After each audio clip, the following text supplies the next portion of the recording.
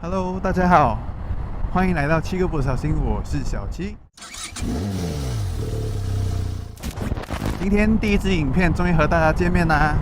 这是我 YouTube 的第一支影片，也是第一次和大家真正在透过 YouTube 交流的第一支影片，所以今天算是一个里程碑。在去年疫情的时候，其实我也是看了很多YouTube 频道，然后我觉得很有趣，然后也希望自己可以做一台关于骑乘的，所以也希望大家可以多支持，喜欢的话可以按赞、订阅、分享。那去年的时候，其实是因为疫情的关系，那我本身就待在家，宅在家啊，就看了很多影片，看了很多关于骑乘的 YouTube， 比方说像一些台湾的 YouTuber 13N。小三，康康嘴机车，甚至同样是马来西亚人的克里斯喜剧克里斯。我本身是马来西亚东马沙捞越古晋人，我身处在古晋。那在这一段时间里面呢，其实我本身其实很热爱骑车，可是这么多年来，从来都没有一台自己的摩托车，每一次都是骑家人的啊，骑朋友的啊等等的。所以这一次在去年疫情看了大神，我们说 YouTube 大神影片的时候，激发起去骑摩托车吧的冲动。去骑摩托车吧！那我本身是雅马哈 NMAX 的车主，所以在这一次的骑乘，最主要还是骑着这台 NMAX。这一台 NMAX 其实是2019年以前的版本，也就是没有 ABS 的版本，也就是没有 ABS 的版本。那现在你们市售可以买到的都是有 ABS 的版本，也就是2020年的版本。那在去年2020年的时候，7月我就签了这台车，那时候就有风声讲说，会有 NMAX 新的版本，也就是有 ABS 的。可是因为疫情的关系，那个运输出现上了一些问题，所以我们就迟看不到那辆车。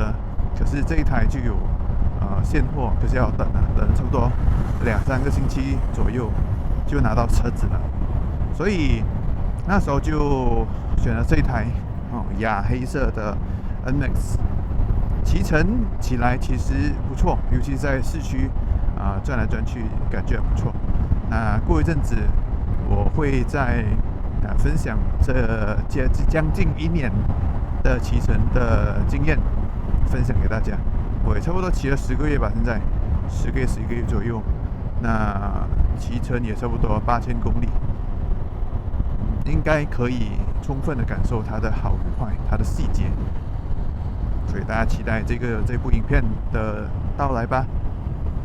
那顺便也带大家来看一下我们曾经很繁荣、很繁忙的古晋机场。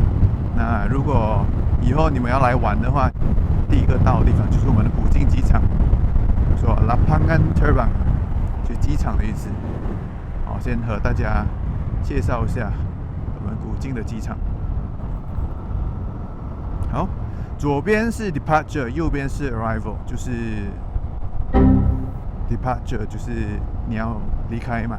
Arrival 就是你刚刚到达，所以以前车子是很满的，不管是白天还是晚上，车子都很满。很多人就是来这里送行啊，或者是在楼下接机等等的。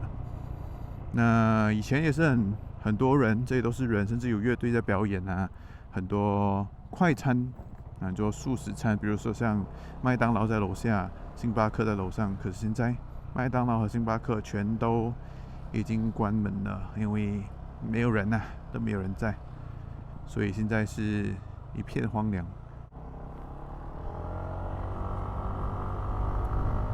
其实你也看到一件事情，就是和中国台湾不一样的地方。中国台湾，我觉得香港不确定香港是不是一样的，就是我们是在左边驾驶，慢车道也在左边，快车道在右边。可是在中国，在台湾，快车道在左边，慢车道在右边，这也是一个很特别的一个现象。其实世界上主流的交通应该是像就是美式的啦，我们是跟的是英式。那英式其实不是主流，美式的才是主流，大部分的国家都使用左边是快车道，右边是慢车道啊。英式的就是左边慢车道，右边快车道啊，这是比较不同的一个地方。那在2013年的时候，我就曾经到台湾环岛啊。那时候我就有一个朋友就骑着小绵羊嘛，那在那里留台升学。那在那时候呢，他就已经回来了，他已经毕业啊，就大学毕业要回来古晋。那我就问他，那时候你的小绵羊还在吗？讲有啊，还可以骑啊，那么可以可以用来骑乘，然后可以用来环岛嘛？他讲随便你啊，然后我就请他拜托他的友人，就是帮他托管他的小绵羊的朋友，把他从高雄寄到台北，然后我再从台北逆时针骑下去还给他，然后我再自己搭火车上来。所以那段时间里面，其实也是对于台湾的交通也是一点点的了解啊。毕竟不是跟随旅行团去旅游嘛，所以都有自己亲自的去体验道路状况啊、交通法规啊等等的。其实还是很多东西我不明白，比如说像白牌、红牌、黄牌，我大概知道白牌是小数，就小 CC 数的，可能是300以下，然后黄牌可能就是300以上，600、800，然后红牌就是公升级，这是我大概猜想的。可是我不确定到底是什么不同，然后路权上面也不同。那时候在骑乘的时候，也是不明白的是待转区啊。其实我在澳洲也是看到一个待转区，可是我不懂是不是一样的。其实迷路是有啦，因为2013年我就试用了，我就有一台 iPhone 3GS， 然后那时候苹果的Apple Map 也刚刚开始。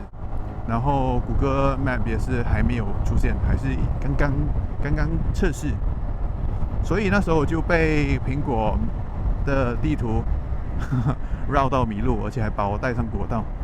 幸运的是没有被拍到了，没有上电视，不然就糗大了。那时候怎么办呢？我骑上去的时候其实很恐怖就是七条路，然后每一台车都非常的快，我就吓死了。然后我还是逆向行驶，然后骑就看到一个道路救援了，然后就赶快把我载下去，还花了我2000台币，好像忘了。而且那是我环岛第一天那次惨痛的教训，我就非常小心的在骑。经营这一次的 YouTube 频道其实是我的兴趣啦，也希望可以和大家分享我的骑乘经验，也可以更新我的 Motor Vlog。然后也希望可以激励更多想要尝试的朋友们骑乘这个摩托车这2轮的乐趣。其实真的很好玩很自由。和开车不同的地方是，你开车你的确可以开得很远或者是很舒适，可是骑车呢，你可以直接感受到周遭所有的一切，你所有感官都是用得上的。比如说像我在台湾骑车的时候，哇，一路上从北往南走，就一直闻到草莓香，哇，一直闻到草莓，我就是想要停下来，买一包草莓来吃一吃。那时候我去是春天近春天，所以北部很冷，然后南部很暖，所以我就可以感受到它的四季的不同。不只是这样，透过摩托车的轮子，你也可以感受到这地面所带来的回馈等等的，你也可以亲自去操驾。当然，你也是要极度小心，因为你必须要知道比你更大台的车子在哪里，然后它以什么速度过来，甚至就像好像是忘记是谁说，是康康吗？还是13N 应该是13N 吧？他说你开车就是要有被害妄想症，就是随时会有一辆车会靠近还是路上会有个坑还是前方突然间刹车等等的，所以要非常的精神，打起精神来。